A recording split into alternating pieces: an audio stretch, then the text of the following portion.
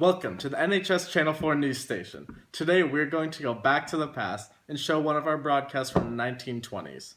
This was a great or horrible time in American history, depending on how you look at it. The 20s were a much different time than now, and people's opinions on basic things were very different.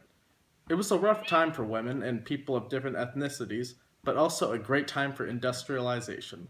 Let's go back now to see this historic broadcast. Action. Welcome to the last broadcast of the 1920s from our NHS news team. We have a very exciting day in news for today, and we will be bringing you with the bee's knees of interviews with the one and only Babe Ruth. Along with that, we will give you a final overview of all sports news that has happened in the historic decade. We will also be covering the controversial topic of prohibition and how it's affecting our great nation. But first, let's bring you an advertisement from our sponsors, Coca-Cola.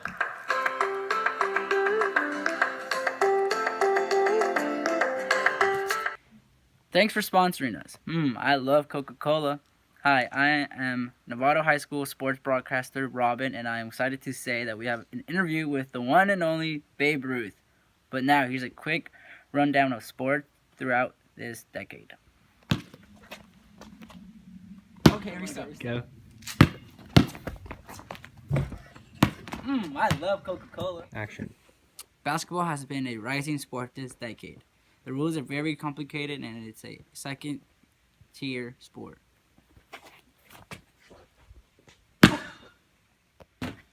With players like Jackie Robinson and Babe Ruth, many have their eyes on baseball. The 20s was the golden age of baseball. Many critics are saying that the sport football is actually going to overtake baseball as America's favorite pastime. This is everything you need to know about sports today. Back to you, Ben. Now, for one of the most amazing sports interviews of all time, with the great Bambino. Hello, ladies and gentlemen. I am Robsta, and I will be interviewing the one and only Babe Ruth. Okay, Babe Ruth, tell us, why did you choose baseball? Well, it's honestly I just like the crowd's reaction, and I love running the bases and hitting the ball as far as it can go. The New York Yankees have treated me so well. I just come back every year, and it's the best sport in the world. Tell me, Babe Ruth, why did the Yankees pick you? Honestly, I'm obviously the best baseball player in history, so I think they could see that from the beginning. Tell me, Babe Ruth, some of the history of your background. Well, my real name is George Ruth. I was born February 6, 1895. I always wanted to be a professional baseball player when I was younger, and I'm thinking about retiring probably in 1935. I've played for the Yankees almost every single year. I played for the Boston Red Sox for a while.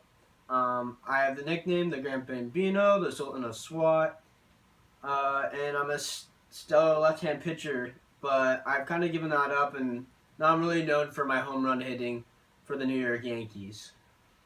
Tell me, Babe Ruth, what are the records you have broken in baseball?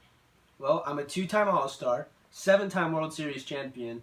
I won the AL MVP, the AL batting championship. I was the AL home run leader 12 times, and I was the AL American League RBI leader 6 times. I led the American League in ERA in 1916, and my jersey number is probably going to be retired when I finish playing baseball. Tell me, Babe Ruth, how was your childhood? My childhood was rough. I grew up in Baltimore, Maryland, in a working class family. When I was a toddler, my family moved to 339th South Woodyear Street, not far from the rail yards. When I was 6, my father owned a saloon in an upstairs apartment at 426 West Camden Street. At the age of 7, I went to St. Mary's Industrial School. It was a reformatory and orphanage.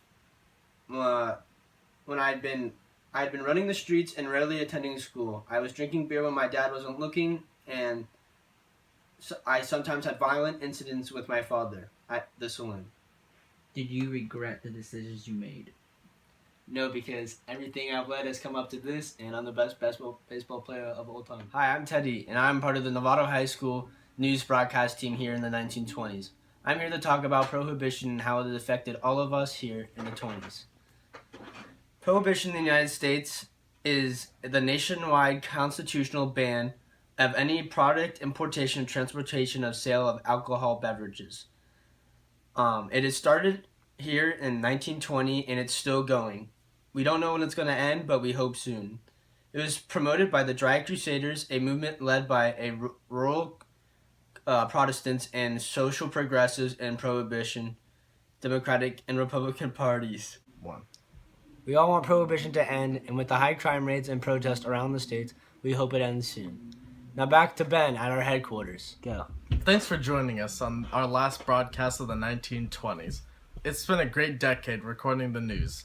I'd like to thank everyone who has helped in the Novato High School news team. We'll see you next year.